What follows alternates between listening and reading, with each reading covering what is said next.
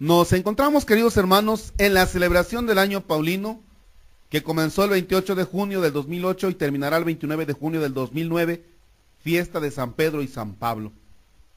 El año paulino responde a celebrar los 2000 años del nacimiento del apóstol de los gentiles.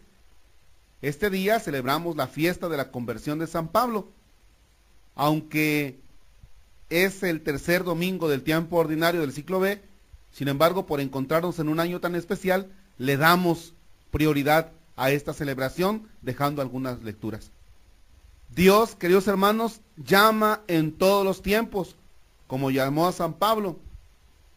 Pero no solo llama a aquel hombre llamado Saulo, sino que le regala el don de la conversión.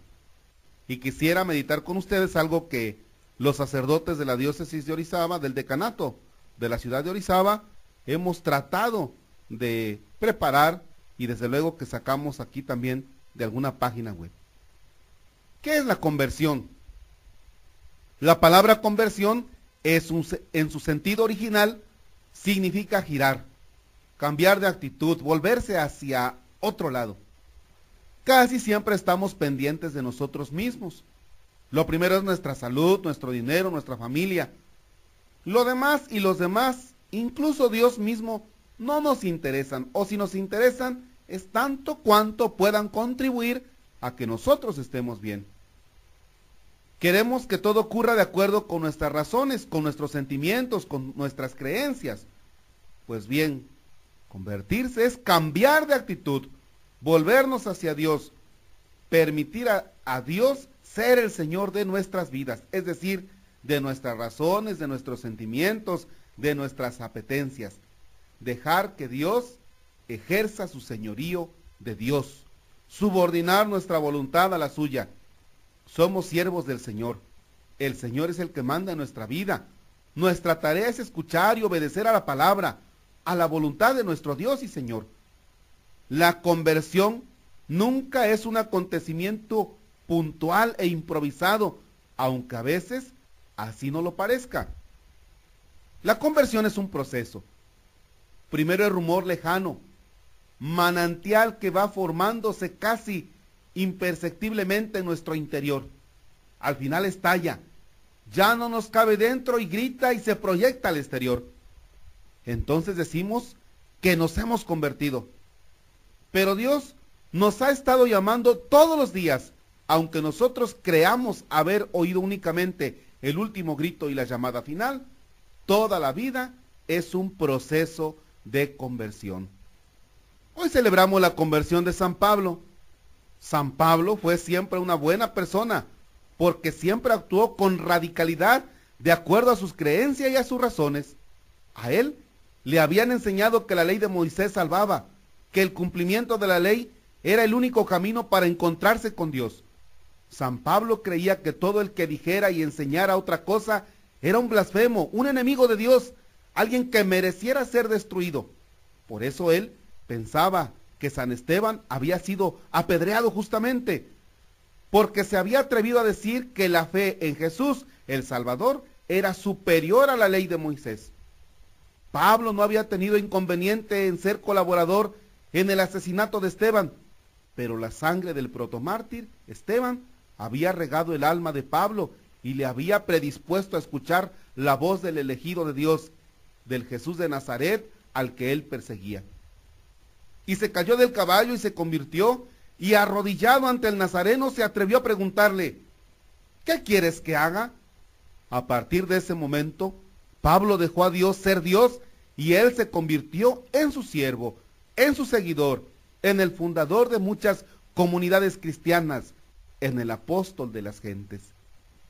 A Jonás también le costó mucho dejar a Dios actuar como Dios. Jonás no estaba de acuerdo con Yahvé, Dios clemente y misericordioso, lento a la cólera y rico en amor. Por eso quería huir a Tarsis. Se negaba a predicar a los habitantes de Nínive, porque sabía que, si se arrepentían, Dios los iba a perdonar. Nínive, pensaba Jonás, es una ciudad rebelde y pecadora que merece ser destruida, pero Dios le metió dentro del vientre de la ballena y Jonás vio allí la luz y comprendió que Dios era el verdadero Señor y que él, Jonás, solo era su siervo. Y a partir de ese momento Jonás dejó que Dios fuera Dios y él se limitó a cumplir la voluntad de su Señor. Jonás se convirtió a Dios y los ninivitas se convirtieron por las palabras de Jonás. Y Dios se arrepintió y los perdonó. También los primeros discípulos, Andrés y Pedro, Juan y Santiago, se convirtieron al Señor. Estos parece que lo hicieron sin especiales traumas. Les fascinó desde el primer momento la voz y la presencia de Jesús de Nazaret.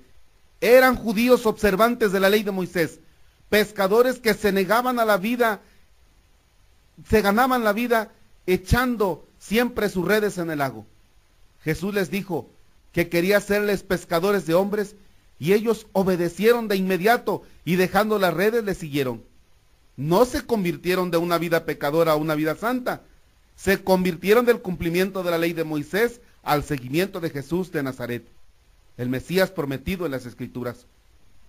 Creo que la mayor parte de nosotros, los que nos movemos por esta casa de la tierra, de nuestros templos, ya estamos mentalmente convertidos a Jesús de Nazaret.